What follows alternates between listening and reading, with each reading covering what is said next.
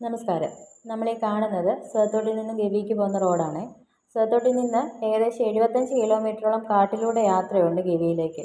ധാരാളം വിനോദസഞ്ചാരികൾ ഡെയിലി വന്നു പോകുന്നൊരു റോഡിലൂടെയാണിത്. എന്നാൽ ഇപ്പോൾ ഈ റോഡിൻ്റെ അവസ്ഥയെന്ന് പറയുന്നത് നിങ്ങൾ ഈ കാണുന്നതാണ്.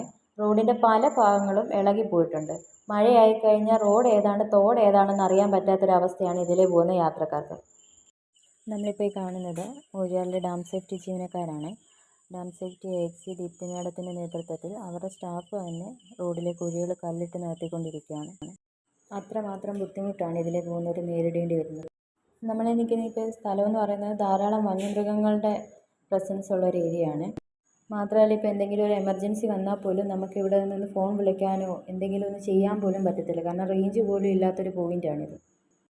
കണ്ടോ, ഇത്രയും വണ്ടികൾ ഈ ഒരു റോഡിൻ്റെ ഈ ഒരു അവസ്ഥ കാരണം ഇവിടെ ഇത്രയും നേരം കുടുങ്ങിക്കിടന്നതാണ്. റോഡിൽ അവർ കല്ലിട്ട് ശരിയാക്കിയിട്ട് വണ്ടി എടുത്തുകൊണ്ട് വരുന്ന കാഴ്ചയാണ് ഈ കാണുന്നത്. ആ കല്ലിട്ട് നിരത്തിയിട്ട് തന്നെ എത്രത്തോളം ബുദ്ധിമുട്ടുണ്ടെന്നറിയാമോ ആ വണ്ടിക്കൊന്ന് കയറി വരാൻ.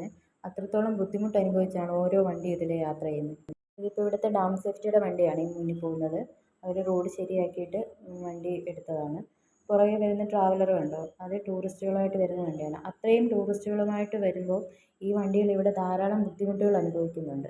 കണ്ടോ, അത്ര വണ്ടി പോകുന്നത് കണ്ടോ. ഈ വരുന്ന KSRTC ഉണ്ട്. ഇത് ഗവിയിലേക്ക് ടൂറിസ്റ്റുകളായിട്ട് പോകുന്ന വണ്ടിയാണ്. അതിൻ്റെ വരവ് കാണുമ്പോൾ തന്നെ നമുക്ക് പേടിയാവുന്നുണ്ട്. കണ്ടോ, ഇത് കാണുമ്പോൾ തന്നെ നിങ്ങൾക്ക് മനസ്സിലാവും ഇതിലുള്ള യാത്ര എത്രത്തോളം റിസ്ക് ആണെന്നുള്ളത്. ആ വണ്ടി വരുന്നത് തന്നെ കാണുമ്പോൾ തന്നെ നമുക്ക് ശരിക്കും പേടിയാവുന്നുണ്ട്. ഞങ്ങൾ സൂര്യത്തോടുകാരുടെ ഏറ്റവും വലിയ ആഗ്രഹങ്ങളിലൊന്നാണ് ഈ ഗവി റോഡൊന്ന് നന്നാക്കി കിട്ടുക എന്നുള്ളത്. അത് ഏതെങ്കിലും കാലത്ത് നടക്കുമെന്ന് നമുക്ക് പ്രതീക്ഷിക്കാം.